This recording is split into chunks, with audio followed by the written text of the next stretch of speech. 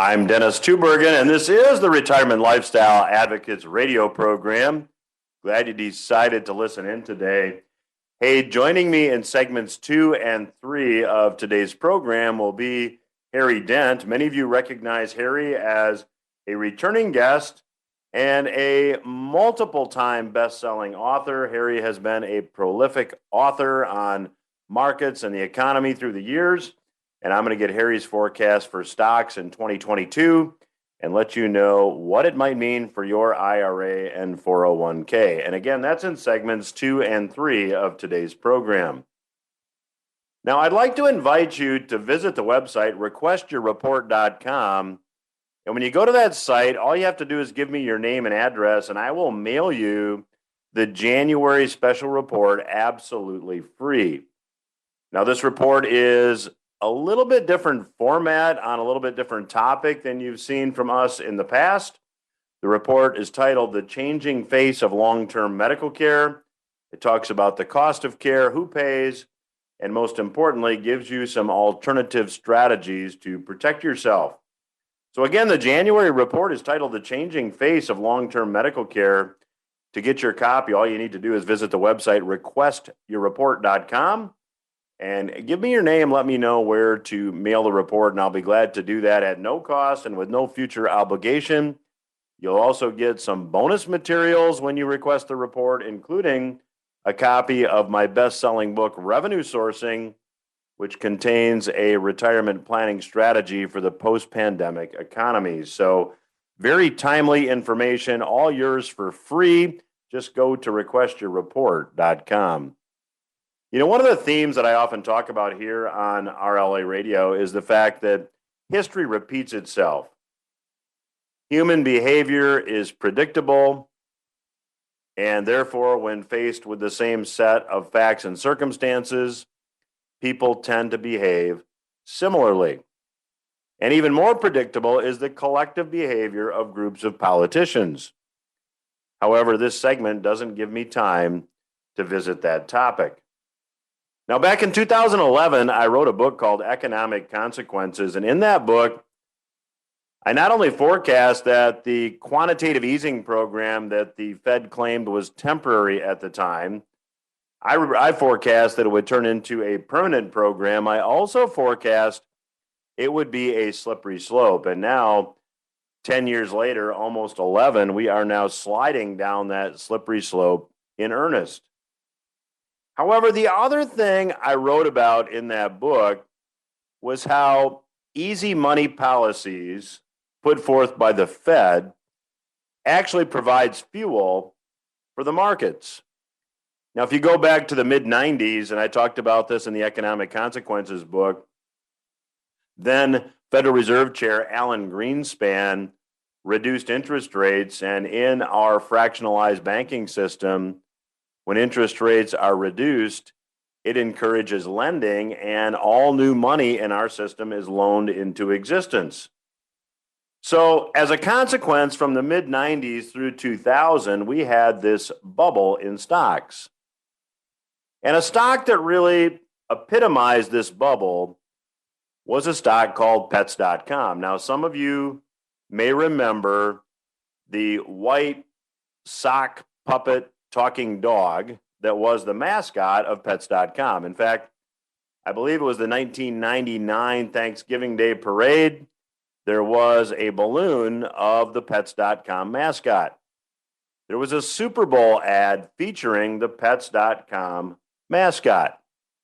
Now, interestingly, Pets.com went public, raising $82 million, selling their stock initially for $11 a share. Now, despite a recognizable mascot, despite a lot of money in advertising, despite a successful initial public offering, 9 months after the stock was initially offered, Pets.com went bankrupt and its stock was selling for 22 cents per share. Why? The company never made a profit. Now it seems that we're heading down this same road again. There was an article written by Harris Kupperman on this very topic, And while he brought up many different stocks, one of the stocks that he points out is Peloton.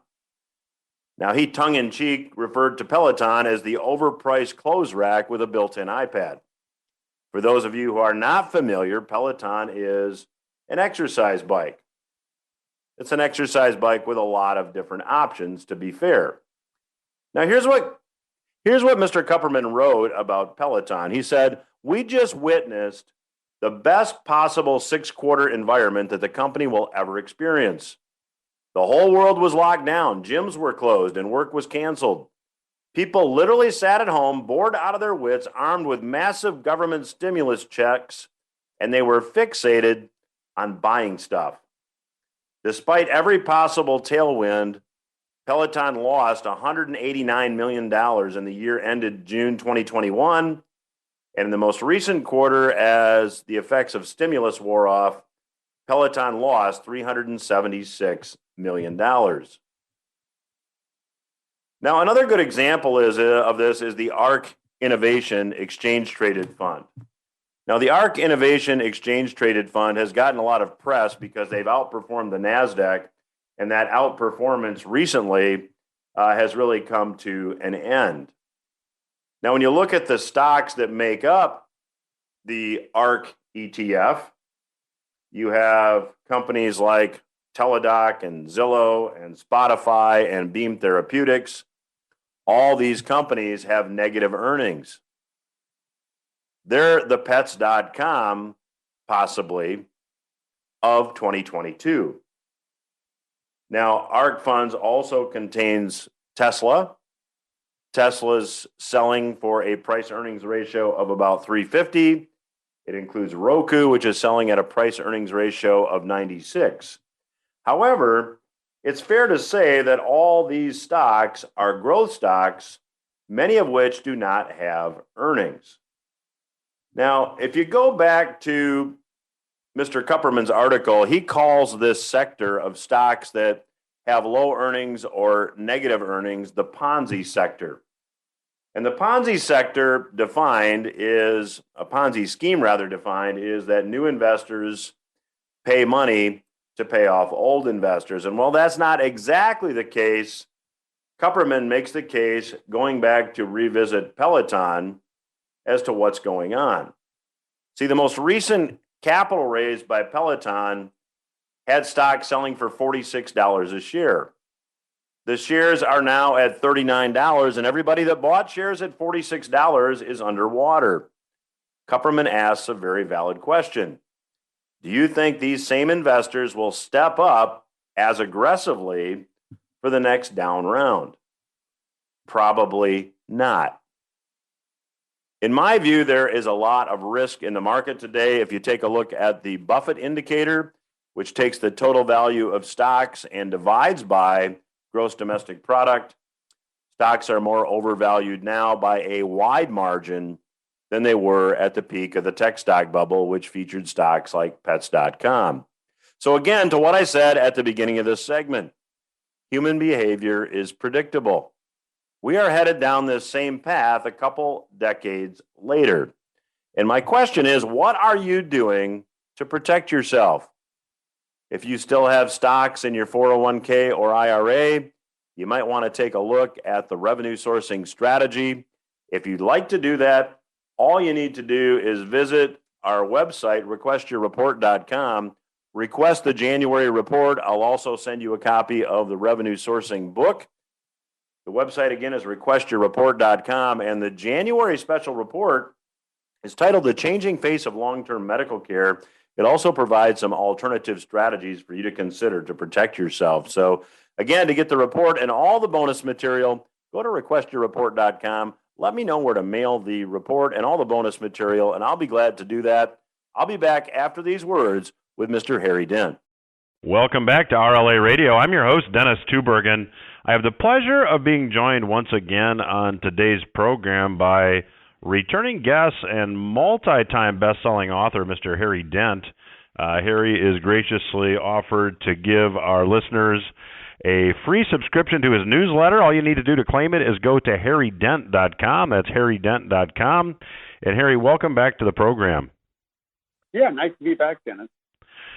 So, Harry, the Fed has recently changed their narrative about inflation, saying it's going from transitory to persistent, and they have said that they are going to now begin to taper.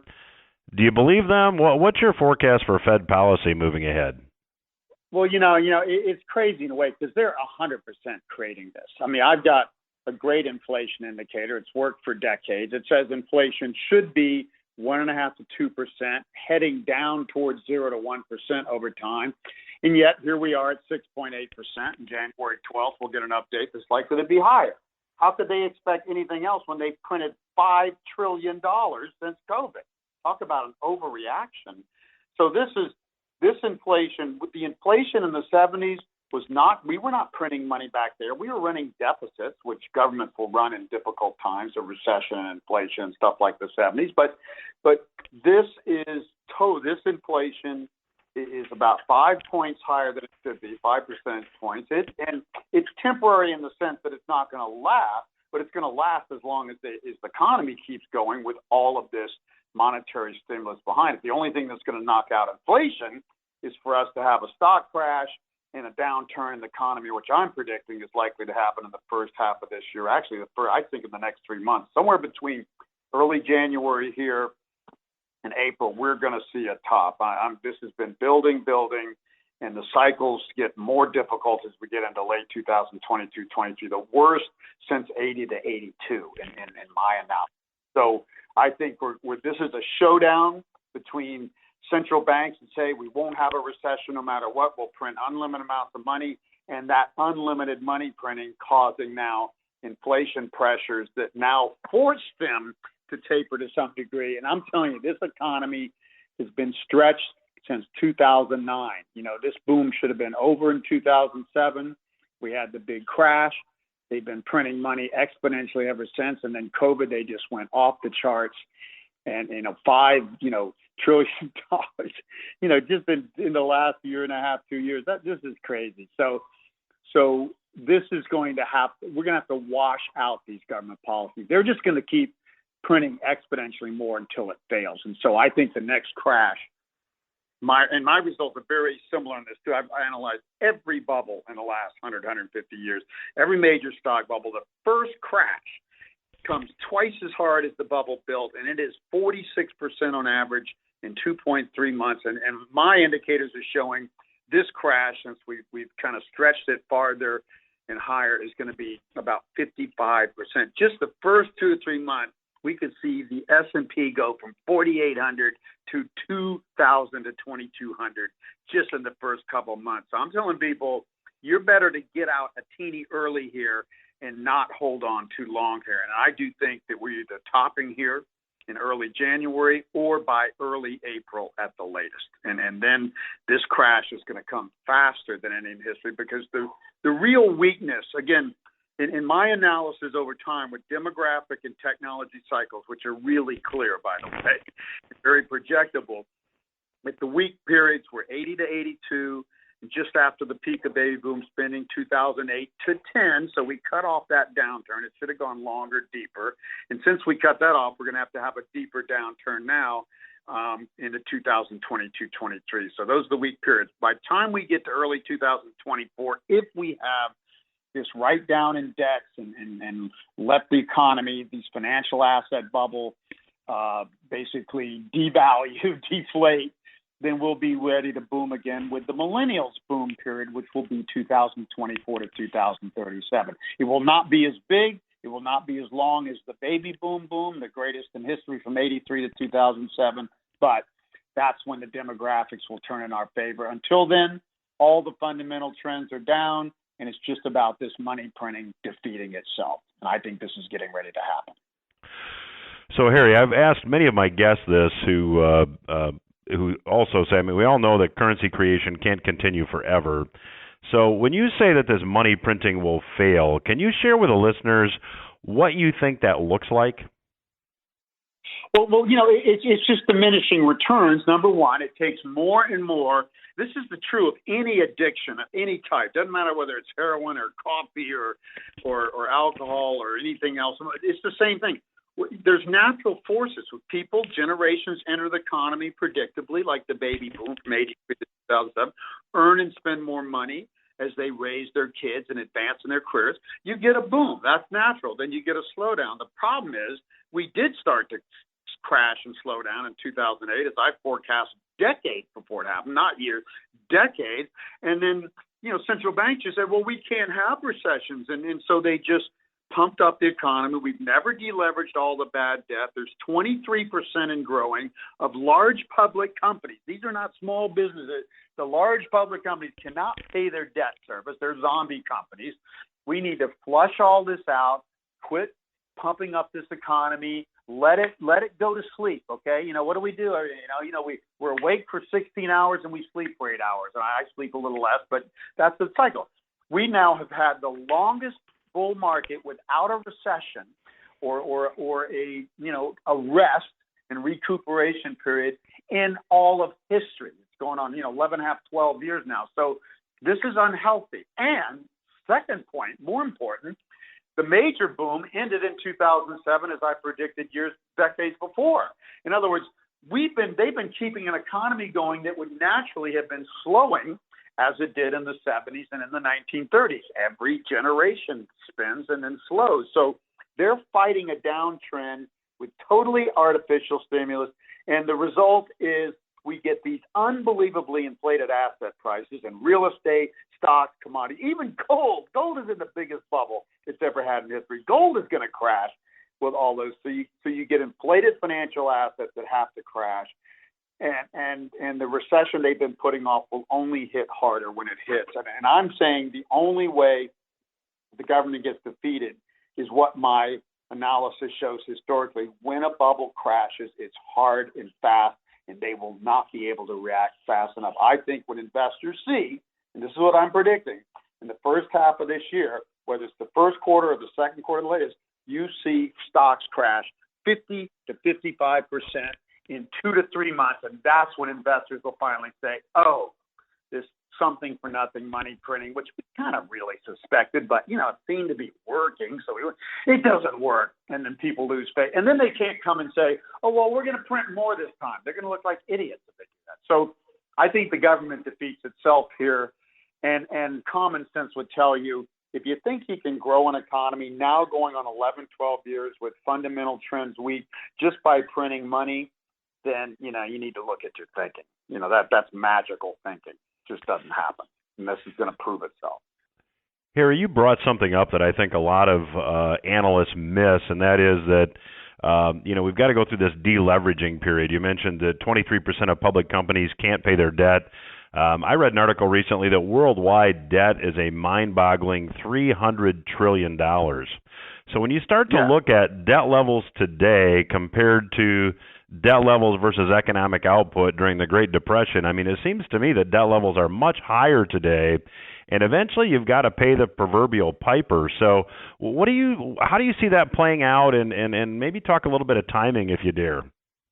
Yeah, that is exactly the point. And I'll give you another number. It's $540 trillion if you add up financial assets. So debt bubbles, which you just mentioned, about $300 trillion globally, that's like, 5 times GDP, okay, or something like that, And then, but debt bubbles also inflate financial asset bubbles. More debt just causes more money, and more money printing by governments to sustain the economy causes financial assets to go even more. Everything, real estate, gold, stocks, everything.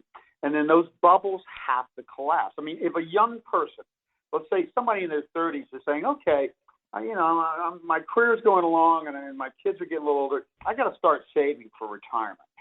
They have no chance of making a decent return with stocks overvalued like the baby boomers did and stuff. So if we're going to get back in balance and people are going to be able to invest for the future long term again, and we not have escalating inflation, which is happening now. This inflation's not going to go away, as the Federal Reserve was saying. Oh, this is transitory. It's not transitory as long as you keep printing money and pushing economy that's already stretched. The inflation will go up, and it will burst. It's already going to burst this bubble against the Fed's thing. So the Fed has basically created their own trap.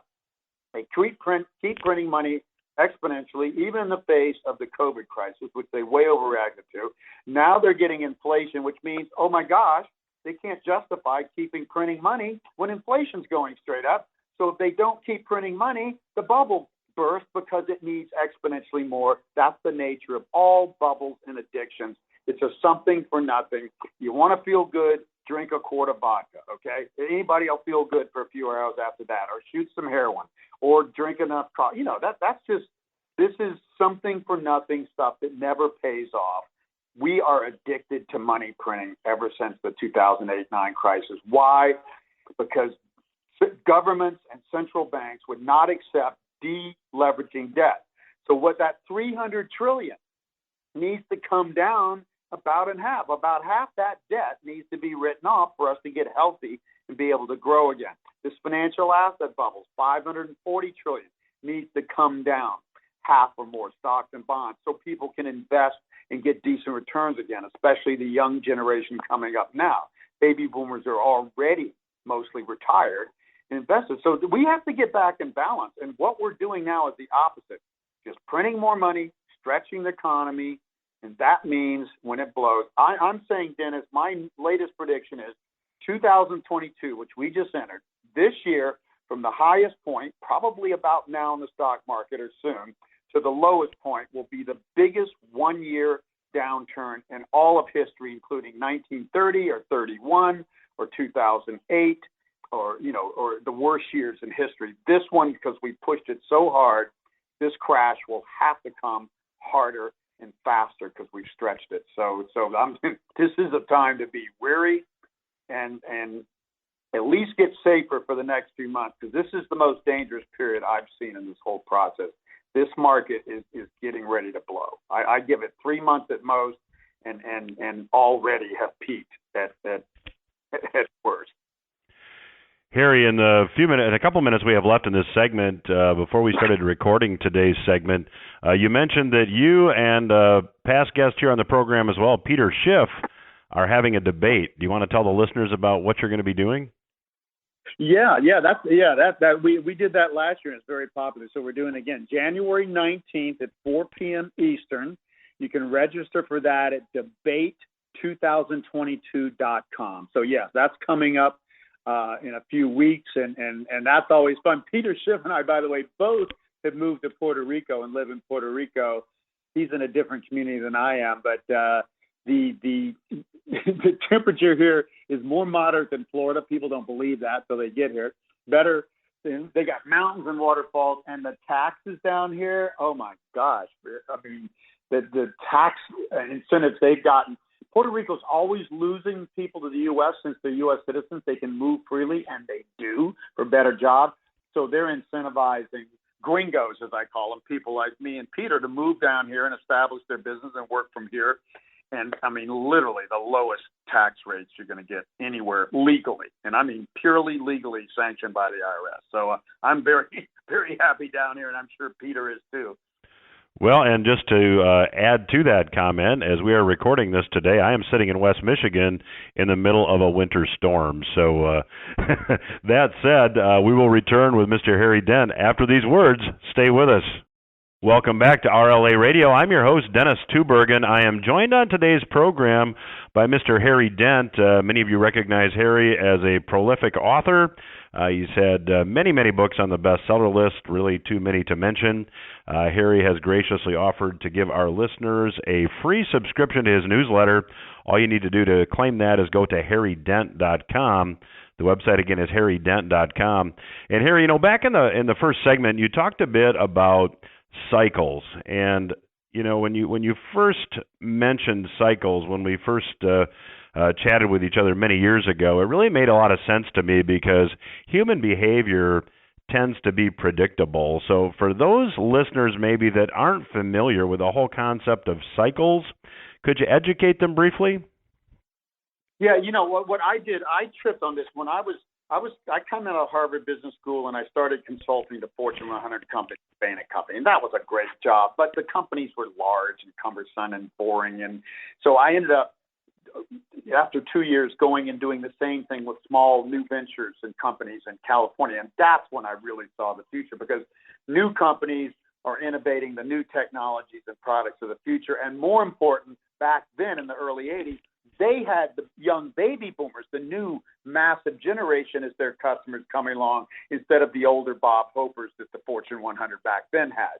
So I got to see, for my clients back then, I had to start researching the baby boom generation. And I'm like, oh my God, nobody sees this. This generation is huge, the largest in history. It's global, and they're going to cause the greatest boom in history. And back then in the 80s, everybody's acting like, yeah, the 70s were terrible. The U.S. is a sunset nation, and we'll never see great growth again. And I'm like, oh no, folks.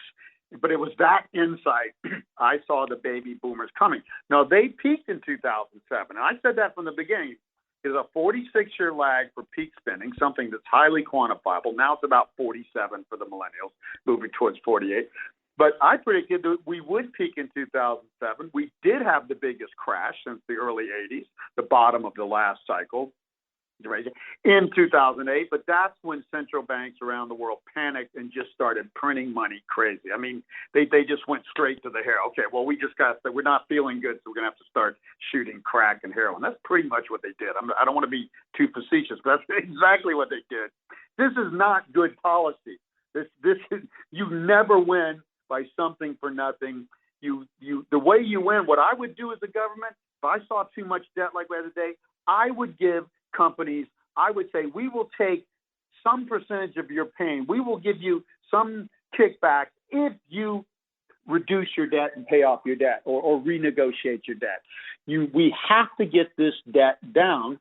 We built up the greatest debt bubble, as we talked about earlier in the first segment, in history. And the millennial generation, and they know this, they're dead if we don't deal with this. If they have to just inherit the baby boom's debt as the baby boomers retire and die, these people are in trouble. And so I look forward to the downturn. People say, what are you, a sadistic? No, this is exactly what the economy needs. It's called a detox. We need a detox of unproductive debt. And literally, when I say zombie companies, it was 21% a year ago. It's about 23% now. These are not small businesses. These are the large public companies. 23% cannot even pay their debt service, which means they're technically bankrupt, and they're being kept alive and not being forced to reduce and renegotiate these debts because of this easy monetary policy. So we're living in la-la land, and I'm saying it ain't going to last much longer. Protect your assets while you can, because I'm predicting an 87% crash roughly in stocks. 50% even in 40, 50% even in a lot of corporate bonds, with higher yields and stuff. Real estate down 40 to 50%. And people say, it can't go down that much. Last time in 2008 crisis, real estate went down 34%, more than the Great Depression when it went down 26%. We didn't have a real estate bubble and easy mortgages back in the roaring 20s. So real estate didn't bubble as much as stocks. Well, everything. This is what I call, Dennis, the everything bubble. Stocks, real estate, most bonds, except for the safest, highest quality treasury bonds of the U.S. government and AAA corporates, all financial assets are going to go down. You've got to get safe for the next 2 years, 2022 through 2023 is the danger period. After that, we should be able to recover with the millennial generation. But between now and then, the risk only goes straight up. And this is a once-in-a-lifetime crash. So if you're late, remember what I said earlier, half of that crash or more will happen in the first 2 to 3 months. And history 100% proves that. Every major bubble burst in history, half or more of the entire 60 to 90% crash has happened in the first 2 to 3 months. So if you wait to see if I'm right, you get smacked so hard you don't get off the floor. Well, my guest today is Mr. Harry Dent. If you'd like to get his free newsletter, you can visit harrydent.com. And Harry, as you were talking about stocks, I've been thinking about this, and it reminds me a lot of what we saw really at the time of the tech stock bubble. You had a lot of .com companies that had never made a profit. They sold stock in initial public offerings. The stock went nuts, and like Pets.com was bankrupt 9 months later. Now you've got a lot of technology companies that are following the same pattern. It seems like we're repeating the mistakes of 20 years ago. Well, It's mistakes and perception. We don't understand the process. New company, we have a lot of the internet companies like Amazon that are giant today were little startups in 97, 98 in that first tech bubble. So they came on top of the larger tech stocks, new tech stocks emerging, but people overvalued them. And guess what crashed most? Amazon went down 95% in that crash. The NASDAQ went down 78%, but the leading edge stocks like Amazon, well, now we have the crypto stocks and Bitcoin and all these things and Ethereum coming up. That is the early stages of the next technology revolution, which I call the digitization of all financial assets and money. The internet made information and knowledge easily accessible and tradable and manipulatable. This is going to do it for financial assets. This is in the early stages. The internet stocks crashed in their baby bubble, 2000 peak down to 2002 crash. So the crypto stocks and the leading edge technology stocks are going to lead this. You're right. This is exactly what you just said. The second major technology bubble. I mean, you see this once in a lifetime. You'd have to go back to late 1918, 20 peak, and then the 29 peak, and then the Great Depression crash to see this sort of thing. So this is rare, but this is happening now. This is the second bubble, and it is the last bubble. And whatever crashed in 2008 and 9, stocks, real estate, this crash will be deeper and harder.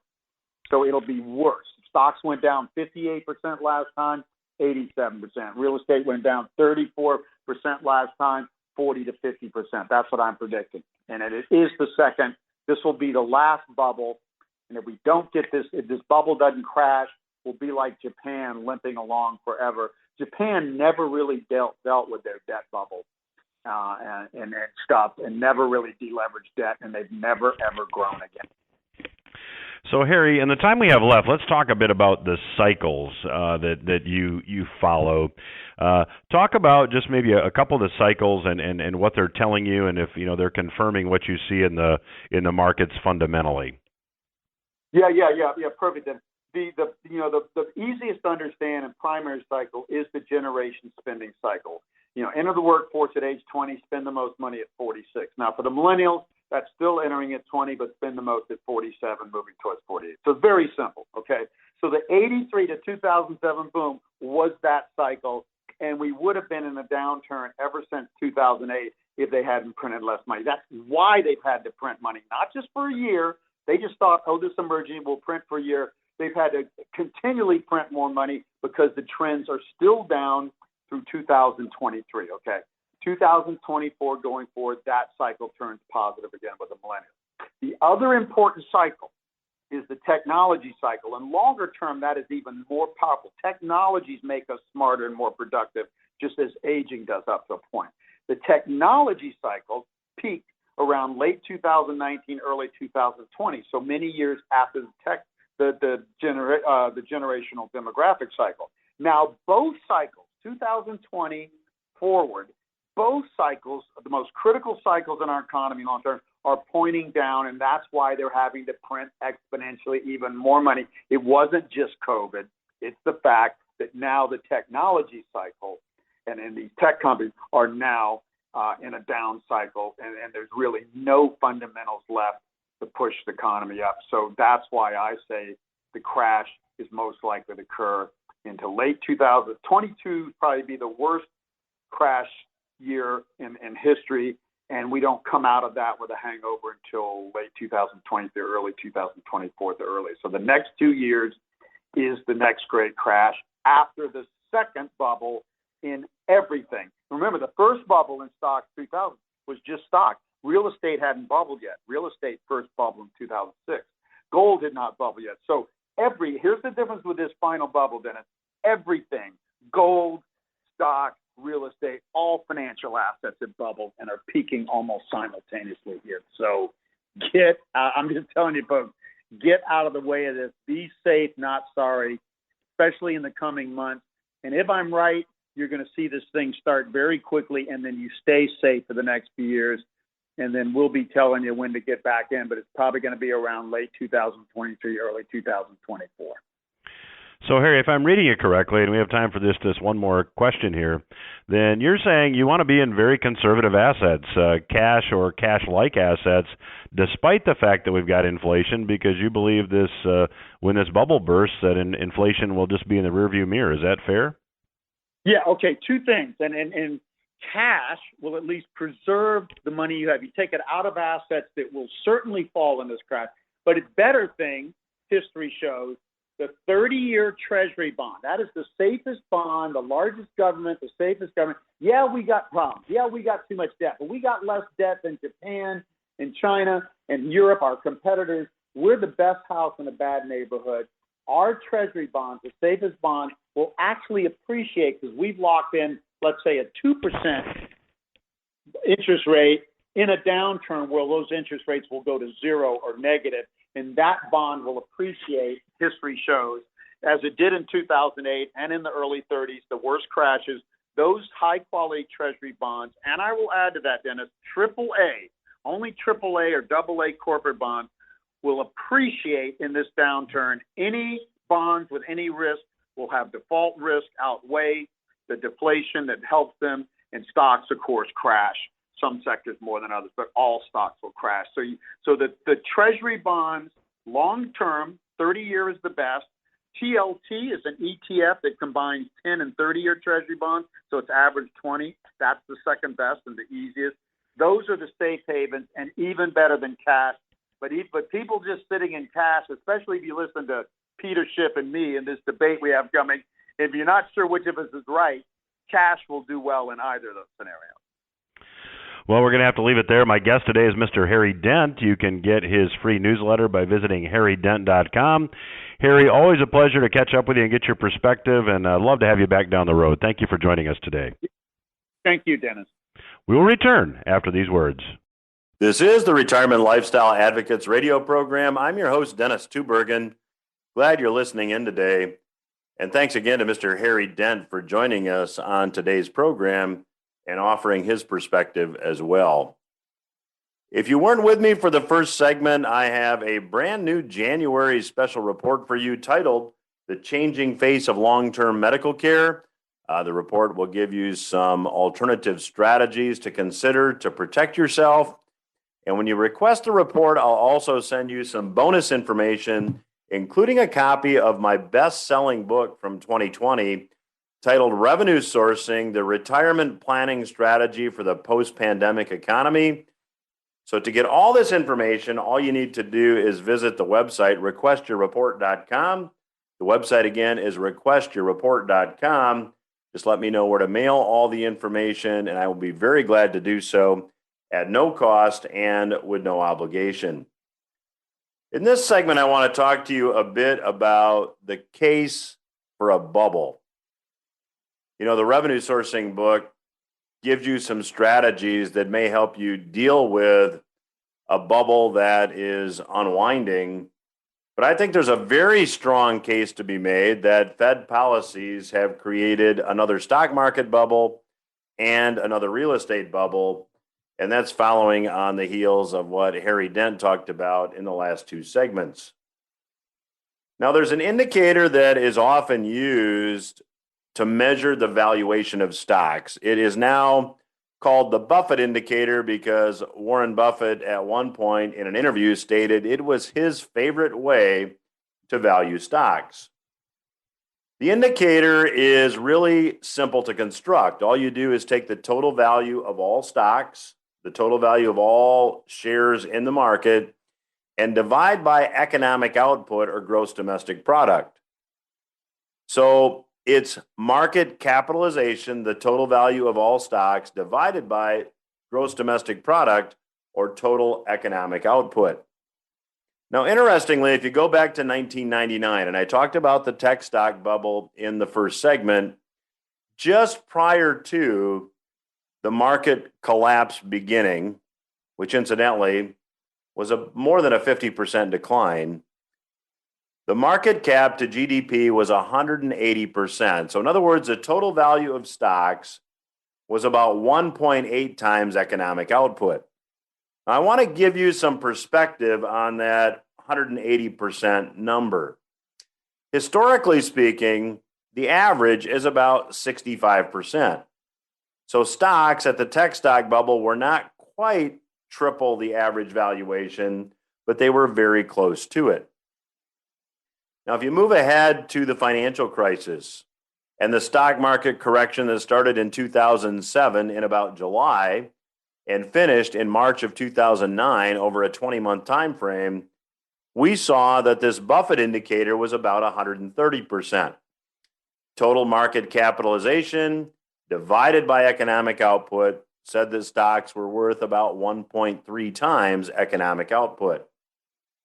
Now, to fast forward to today,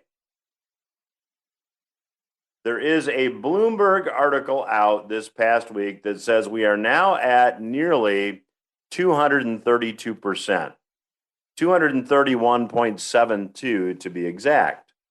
So total stock market value divided by economic output is now 230%. That's about 30% higher than it was at the time of the tech stock bubble. And it's 100% higher than it was at the time of the financial crisis. But now there is another measure that we can use to determine if stocks may be overvalued. It's the Shillers cyclically adjusted price earnings ratio. Well, if you go back to the time of the financial crisis, that number was about 28. That number is today about 38. So it's 35% higher than it was at the time of the financial crisis. These two indicators that have historically told us when stocks were overvalued are both flashing the same signal. They're both sending the same message. They are telling us that stocks are likely overvalued. Now, what about real estate? Well, one of the most commonly used metrics to determine home prices is the Case-Shiller National Home Price Index. Now, at the time of the financial crisis, which really was brought on at least in part by real estate values inflating due to some subprime mortgages and other types of creative financing, well, the Case-Shiller Index, just prior to the housing market falling apart, was at about 175. Today, it's at about 274. So it's about 100 points higher. It's 35 to 40% higher than it was prior to the last housing market decline. And to give us more evidence that perhaps the housing market is ready to peak along with the stock market, the average rate on the average 30-year fixed mortgage hit 3.33% last week. That's from CNBC as of January 5. That's up about a half a percentage point from a year ago, and applications to refinance are down 40% year over year. So there's a good case to be made that both stocks and real estate are in a bubble. I would argue that at best, we could say that there's probably a lot more downside than upside in both stocks and real estate. Now, again, as I close this week's program, I'd like to invite you to get a copy of our January special report, as well as a copy of the revenue sourcing book and some bonus information. It's all free. All you need to do to get it is go to the website, requestyourreport.com.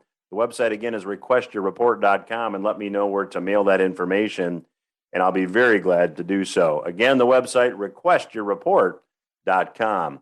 That's all the time I have for this week, but I'll be back again next week.